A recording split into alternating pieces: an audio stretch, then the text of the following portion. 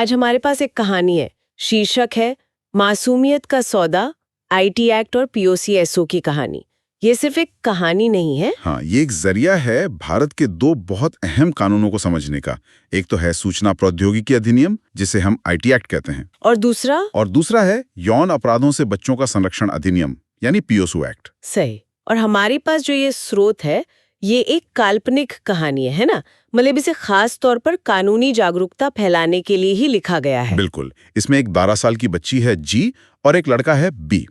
इनकी कहानी है, इंटरनेट पर शुरू होती है दोस्ती और फिर वो बढ़ते बढ़ते गंभीर अपराधों तक पहुंच जाती है। तो आज हम इसी कहानी के बहाने ये देखेंगे कि कैसे कैसे ऑनलाइन दुनिया में किए गए काम के कितने गंभीर कानूनी नतीजे हो सकते हैं। हाँ, खासकर जब बच्चे शामिल हों। बिल्कुल। हम कहानी के अलग अलग मोड़ों पर देखेंगे कि आईटी एक्ट या पीओसू एक्ट की कौन सी धारा लगती है, उसकी सजा क्या है। और चलें फिर इस कहानी की कानूनी पहलुओं पर गौर करते हैं, देखते हैं ये हमें क्या सिखाती है। हाँ, शुरू करते हैं। तो कहानी शुरू होती है बी के एक नकली ऑनलाइन प्रोफाइल बनाने से। वो जी से दोस्ती करता है।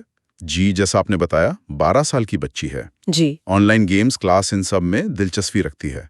और बी इसी मासूमियत का फायदा उठाता है। देखिए, यहीं से पहला गलत कदम, किसी और के नाम से नकली पहचान बनाना ऑनलाइन। हाँ, ये सीधे सीधे आईटी एक्ट की धारा 66 डी का उल्लंघन है। इसे कहते हैं कंप्यूटर का इस्तेमाल करके पहचान बदलकर धोखा देना। अच्छा। और ये मजाक नहीं है, इसके लिए बाकायदा सजा है। 3 साल तक की कैद हो सकती है और जुर्माना भी। ओह, तो मतलब शुरुआत ही गैर कानूनी। फिर कहानी आगे बढ़ती है, भरोसा जीत लेता है और जी का ईमेल और फेसबुक पासवर्ड वो हासिल कर लेता है। ये एक और बड़ा अपराध, किसी का पासवर्ड चुराना, डिजिटल सिग्नेचर चुराना। इसे आईटी एक्ट की धारा 66 सी कहती है, पहचान की चोरी। पहचान की चोरी। हाँ, आइडेंटिटी थेफ्ट। और इसकी सजा भी आप देखिए उतनी ही है, 3 साल तक की कैद और जुर्माना। सोचिए किसी की प्राइवेट डिजिटल स्पेस में घुसना कितना महंगा पड़ सकता है। और वो रुका नहीं, जी के अकाउंट से उसके दोस्तों को गलत मतलब भद्दे मैसेज भेजता है। ये तो भरोसे का सरासर खून है। बिल्कुल। कहानी में इसे आईटी एक्ट की धारा 66 ए से जोड़ा गया है। वो धारा ऑनलाइन आपत्तिजनक संदेश भेजने के लिए दंडनीय थी। ठीक, मतलब अब नहीं है। हाँ, ये बताना यहाँ जरूरी है, सुप्रीम कोर्ट ने बाद में धारा 66 ए को रद्द कर दिया था, फ्रीडम ऑफ स्पीच यानी अभिव्यक्ति की स्वतंत्रता के नजरिए से। अच्छा। लेकिन कहानी में इसका जिक्र है और वो ये दिखाता है कि कानून बनाने वाले इस तरह के बर्ताव को कितना गंभीर मानते थे। ऑनलाइन बातचीत का गलत इस्तेमाल ये चिंता का विषय था। समझ गई। तो ऑनलाइन धोखा, पहचान की चोरी, गलत संदेश भेजना, ये सब आईटी एक्ट के दायरे में आ गए। लेकिन फिर मामला और बिगड़ गया। बी ने जी की कुछ प्राइवेट तस्वीरें चुपके से डाउनलोड कर लें। 3 साल तक की कैद और जुर्माना। ये धारा बताती है कि हमारी डिजिटल प्राइवेसी कितनी अहम है और कितनी नाजुक भी। और उसने सिर्फ डाउनलोड नहीं की, उन तस्वीरों को एडिट किया, मतलब उन्हें अश्लील बनाकर इंटरनेट पर डाल दिया। ये तो बहुत ही घिनौनी हरकत है। हाँ, ये अपराध की गंभीरता को कई गुना बढ़ा देता है। किसी भी तरह की अश्लील सामग्री, ऑब्सीन मटेरियल, उसे इलेक्ट्रॉनिक फॉर्म में पब्लिश करना, फैलाना, ये आईटी एक्ट की धारा 67 के तहत आता है। इसकी सजा क्या है? पहली बार अगर कोई ऐसा करता है तो सजा और जुर्माना दोनों है, लेकिन अगर ये दोहराया जाए तो सजा और भी सख्त हो जाती है।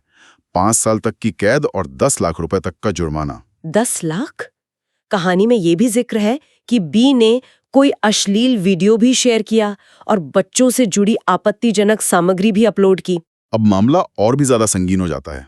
देखिए, जब सामग्री में सीधे तौर पर सेक्सुअल एक्ट दिखाया गया हो तो आईटी एक्ट की धारा 67 ए लागू होती है। अच्छा। और इसकी सजा और भी कड़ी है, 7 साल तक की कैद और 10 लाख तक का जुर्माना। और बच्चों से जुड़ी अश्लील सामग्री का क्या, वो जो चाइल्ड पोर्नोग्राफी कहते हैं? वो डिजिटल अपराधों में सबसे घिनौने और गंभीर अपराधों में से एक माना जाता है। आईटी एक्ट की धारा 67 बी खास तौर पर इसी के लिए है। बच्चों को यौन कृत्यों में दिखाने वाली सामग्री, उसका प्रकाशन या प्रसारण। कानून इस पर बहुत सख्त है।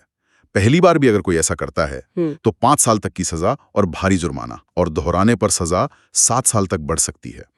ये दिखाता है कि बच्चों के शोषण को लेकर हमारा कानून कितना कठोर है। यहाँ तक आते आते आईटी एक्ट के तहत इतने सारे गंभीर अपराध जुड़ गए। और ये सब शुरू कहाँ से हुआ था? एक स्क्रीन के पीछे से। सही कहा। लेकिन अब कहानी डिजिटल दुनिया से बाहर निकलकर असल दुनिया में पहुंचती है। और ये बच्चों के प्रति यौन हिंसा का रूप ले लेती है। बी ने चैट पर जी से गंदी मतलब अश्लील बातें लिखी। और जैसे अपराध का शिकार बच्चा होता है और उसमें सेक्सुअल इंटेंट यानी यौन मंशा शामिल होती है, हाँ, तो पॉस्को एक्ट यानी यौन अपराधों से बच्चों का संरक्षण अधिनियम 2012 वो लागू हो जाता है। चैट पर बच्चे से यौन इरादे से अश्लील बातें करना, कमेंट करना, ये पॉस्को एक्ट की धारा 11 के तहत यौन उत्पीड़न है, सेक्सुअल हरासमेंट। अच्छा, ये यौन उत्पीड़न है। इसकी सजा? इसके लिए धारा 12 में सजा है 3 साल तक की कैद और जुर्माना। इसके बाद वो और आगे बढ़ जाता है, वीडियो कॉल पर जी को जबरदस्ती अश्लील हरकतें करने को मजबूर करता है और उसे रिकॉर्ड भी कर लेता है। ये बहुत गंभीर है। ये पॉस्को एक्ट की धारा 14 के तहत आता है, पोर्नोग्राफिक मकसदों के लिए बच्चे का इस्तेमाल करना। धारा 14 जी, इसमें बच्चे को ऐसी सामग्री बनाने के लिए मजबूर करना शामिल है। ये बच्चे का सीधा शोषण है, उसकी गरिमा पर हमला है। इसके लिए कानून में कम से कम 5 साल की सजा है। कम से कम 5 साल? हाँ, जो 7 साल तक बढ़ सकती है, और जुर्माना भी साथ में। कहानी यहाँ भी नहीं रुकती। आगे जिक्र है कि बी ने जी को मिलने बुलाया और उसे गलत इरादे से छुआ। ये लैंगिक हमला है, सेक्सुअल असॉल्ट। पॉस्को एक्ट की धारा 7 इसे परिभाषित करती है। इसमें यौन इरादे से बच्चे के प्राइवेट पार्ट्स को छूना या बच्चे से अपने या किसी और के प्राइवेट पार्ट्स को छुआना शामिल है, बिना पेनिट्रेशन के। इसकी सजा क्या है? इसकी सजा धारा 8 में दी गई है, कम से कम 3 साल, और ये 5 साल तक जा सकती है, साथ में जुर्माना भी। स्थिति तब और भयानक हो जाती है जब बी जबरदस्ती गंभीर यौन हमला करता है, मतलब जिसमें पेनिट्रेशन शामिल है। ये पीएसओ एक्ट के तहत सबसे संगीन अपराधों में से एक है। इसे कहते हैं प्रवेशक लैंगिक हमला या पेनिट्रेटिव सेक्सुअल असॉल्ट। ये धारा 3 में बताया गया है और सजा धारा 4 में है। इसमें क्या शामिल है? इसमें किसी भी वस्तु या शरीर के अंग का बच्चे के शरीर में यौन इरादे से प्रवेश कराना शामिल है। योनि, मुंह, गुदा, कहीं भी। ओह गॉड। कानून इस पर बेहद सख्त है। 2019 में इसमें संशोधन भी हुआ था, कानून और कड़ा हुआ। अब इसके लिए न्यूनतम सजा 10 साल की कठोर कारावास है। 10 साल न्यूनतम? जी, और ये आजीवन कारावास तक जा सकती है, और जुर्माना भी। कहानी में शायद पहले की सजा का जिक्र हो, पर आज का कानून ये है। कहानी में एक और बहुत अहम बात सामने आती है। बी जो है वो पीड़ित बच्ची का पड़ोसी था।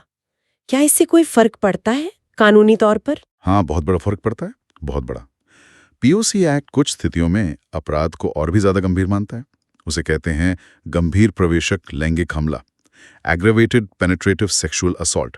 ये धारा 5 में बताया गया है और सजा धारा 6 में। ये गंभीर कब माना जाता है? अगर अपराधी बच्चे के भरोसे की पोजीशन में हो, जैसे कोई रिश्तेदार, टीचर, डॉक्टर, या पड़ोसी भी। हाँ, या पुलिस वाला।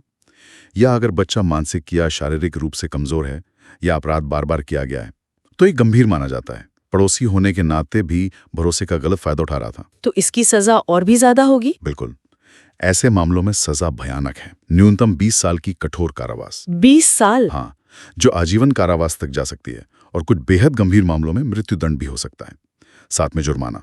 फिर कहूंगा, कहानी में बताई गई सजा शायद पहले के कानून के हिसाब से हो, पर आज न्यूनतम 20 साल है। ये जानना वाकई बहुत जरूरी है कि भरोसे का रिश्ता वो अपराध की गंभीरता को कितना बढ़ा देता है। अच्छा, कहानी में आगे बी क्या करता है?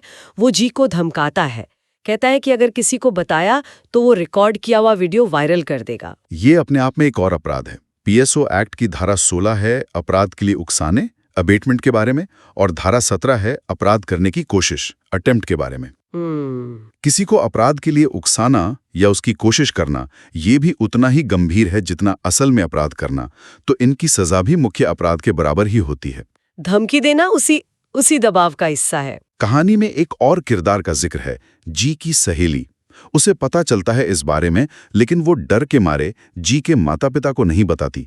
क्या इसका भी कोई कानूनी मतलब है? बिल्कुल है, और ये बहुत महत्वपूर्ण है। पीएसओ एक्ट की धारा 19 कहती है कि हर व्यक्ति जिसे पता चलता है या शक होता है कि किसी बच्चे के साथ यौन अपराध हुआ है या होने वाला है, हाँ, उसकी ये जिम्मेदारी है कि वो इसकी सूचना पुलिस या स्पेशल जुवेनाइल पुलिस यूनिट को दे। हर व्यक्ति की? हाँ, हर व्यक्ति की। और अगर कोई जानबूझकर ऐसा नहीं करता, खासकर अगर वो व्यक्ति बच्चे की देखभाल या सुरक्षा से जुड़ा है, जैसे स्कूल का कोई अधिकारी, तो वो पॉक्सो एक्ट की धारा 21 के तहत सजा का हकदार हो सकता है। सजा छुप रहने के लिए? जी हाँ, इसमें कैद और जुर्माना दोनों हो सकते हैं। ये कानून हम सब पर, समाज के हर सदस्य पर बच्चों की सुरक्षा की एक जिम्मेदारी डालता है। मतलब चुप रहना भी गलत है। तो सिर्फ अपराधी ही नहीं, जानकारी छिपाने वाला भी, वो भी कानून की नजर में आ सकता है। कहानी में एक और बात है, बी ने जी के छोटे भाई को गंदी फिल्में दिखाई। हाँ, ये भी पॉक्सो एक्ट के तहत आता है। धारा 15 है बच्चे से संबंधित पोर्नोग्राफिक सामग्री का भंडारण करने के बारे में। मतलब अगर कोई अपने पास बच्चों से जुड़ी पोर्नोग्राफिक सामग्री किसी भी फॉर्म में रखता है, सिर्फ रखता है? हाँ, रखता भी है, तो उसे भी सजा हो सकती है, कैद और जुर्माना। ये दिखाता है कि ऐसी सामग्री बनाना या फैलाना ही नहीं, उसे रखना भी गैरकानूनी है। जांच के दौरान एक और डरावनी बात पता चलती है। बी ने ये सामग्री डार्क वेब पर बेची भी थी। कहानी इसे आईटी एक्ट की एक बहुत ही गंभीर धारा से जोड़ती है। हाँ, कहानी इसे आईटी एक्ट की धारा 66F से जोड़ती है, साइबर आतंकवाद। साइबर आतंकवाद, बच्चों की सामग्री बेचना, ये कैसे जुड़ता है? देखिए, ये कनेक्शन शायद पहली नजर में थोड़ा अजीब लगे, लेकिन कहानी का तर्क संभवतः ये है कि बच्चों के शोषण से जुड़ी सामग्री को इस तरह से बेचना, वो भी डार्क वेब जैसी छुपी हुई जगह पर, हाँ, ये ना सिर्फ गैरकानूनी और अनैतिक है, बल्कि ये बड़े पैमाने पर समाज में डर फैला सकता है, बच्चों की सुरक्षा को बहुत बड़े खतरे में डाल सकता है, और कहीं ना कहीं ये राष्ट्रीय सुरक्षा के लिए भी चिंता का विषय बन सकता है। अच्छा। धारा 66F ऐसे कामों से जुड़ी है जो देश की एकता, सुरक्षा या संप्रभुता को खतरे में डालते हैं, और इसकी सजा बहुत गंभीर है, आजीवन कारावास तक। ये दिखाता है कि कैसे डिजिटल अपराध, जैसा इस कहानी में दिखाया गया है, वो गंभीर राष्ट्रीय सुरक्षा चिंताओं से भी जुड़ सकते हैं। ये तो वाकई चौंकाने वाला पहलू है। कहानी में ये भी पता चलता है कि बी ने एक स्कूल टीचर की नकली पहचान इस्तेमाल की थी बच्चों से संपर्क साधने के लिए, और उसने जी की रिकॉर्डिंग को एडिट भी किया था। टीचर की पहचान का इस्तेमाल करना, ये फिर वही भरोसे का दुरुपयोग है, बच्चों को फंसाने का तरीका। कहानी इसे पीओसीओ की धारा 23 से भी जोड़ती है। धारा 23? हाँ, ये धारा किसी भी मीडिया में बच्चे की पहचान उजागर करने पर रोक लगाती है, जिससे उसकी बदनामी हो या प्राइवेसी भंग हो। इसका उल्लंघन करने पर भी सजा है। हो सकता है टीचर की पहचान इस्तेमाल करके पीड़ित या दूसरे बच्चों की पहचान को खतरे में डाला गया हो। और रिकॉर्डिंग एडिट करना, वो सबूतों से छेड़छाड़ है। ये आईटी एक्ट की धारा 65 के तहत आता है, कंप्यूटर श्रुत दस्तावेजों के साथ छेड़छाड़। अगर कोई जानबूझकर कंप्यूटर कोड या डेटा को बदलता है, छुपाता है, तो उसे भी सजा हो सकती है। तो अंत में कहानी के मुताबिक अदालत बी को इन तमाम अपराधों के लिए दोषी पाती है। आईटी एक्ट और पॉक्सो एक्ट की इतनी सारी धाराएं, मतलब धोखा, पहचान चोरी, प्राइवेसी का हनन, अश्लील सामग्री फैलाना, साइबर आतंकवाद, यौन उत्पीड़न, लैंगिक हमला, गंभीर लैंगिक हमला, धमकी, जानकारी छिपाना, पोर्नोग्राफी स्टोर करना, सबूत मिटाना, लिस्ट तो बहुत लंबी है। बिल्कुल। कहानी के अंत में उसे कुल मिलाकर 25 साल की सजा और भारी जुर्माना सुनाया जाता है। ये दिखाता है कि जब कोई एक के बाद एक इतने सारे गंभीर अपराध करता है, तो कानून कैसे काम करता है। सजाएं जुड़ सकती हैं या एक साथ चल सकती हैं, पर नतीजा बहुत गंभीर होता है। ये एक तरह से चेतावनी है कि ऐसे कामों के अंजाम कितने भयानक हो सकते हैं। तो इस कहानी मासूमियत का सौदा के जरिए हमने देखा कि कैसे एक व्यक्ति के गलत इरादे, उसकी हरकतें आईटी एक्ट और पॉक्सो एक्ट के तहत अपराधों की एक पूरी चेन बना सकती हैं। ऑनलाइन दुनिया में शुरू हुई बात असल दुनिया के गंभीर यौन अपराधों तक पहुंच गई, और यहाँ तक कि साइबर आतंकवाद के आरोपों तक। सार यही है कि डिजिटल दुनिया में किए गए काम हवाई नहीं होते, उनके ठोस और अक्सर बहुत गंभीर परिणाम होते हैं। पॉक्सो एक्ट बच्चों को यौन अपराधों से बचाने के लिए एक बहुत मजबूत कानून है, हाँ, जो सजा के साथ साथ पीड़ित की देखभाल और सुरक्षा पर भी ध्यान देता है। और IT act digital fraud, privacy उल्लंघन, ऑनलाइन अपराधों से लड़ने का एक हथियार है। और कहानी ने यह भी साफ किया कि समाज के सदस्य होने के नाते हमारी भी जिम्मेदारी है, अगर हमें ऐसे किसी अपराध का पता चलता है तो चुप न रहें, रिपोर्ट करें। सही कहा। वाकई ये कहानी हमें कानूनों की जटिलता और उनकी गंभीरता दोनों को समझने में मदद करती है। ये दिखाती है कि कैसे आईटी एक्ट और पॉक्सो एक्ट मिलकर काम करते हैं, खासकर जब अपराध डिजिटल और फिजिकल दोनों दुनिया में फैला हो। बिल्कुल। और ये याद रखना भी जरूरी है कि कानून का मकसद सिर्फ सजा देना नहीं है, बल्कि पीड़ितों को न्याय दिलाना है, उनका भविष्य सुरक्षित करना है और समाज में ऐसे अपराधों को रोकना भी है। और जागरूकता फैलाना वो इसी रोकथाम का एक अहम हिस्सा है। आज की इस पूरी बातचीत के बाद एक सवाल मेरे मन में आ रहा है।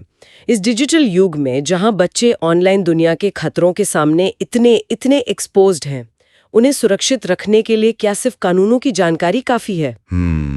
अच्छा सवाल है। या फिर समाज और परिवारों को अपनी जिम्मेदारियों को और गहराई से समझने और निभाने की जरूरत है? इस पर सोचने के लिए एक जरूरी नुक्ता है।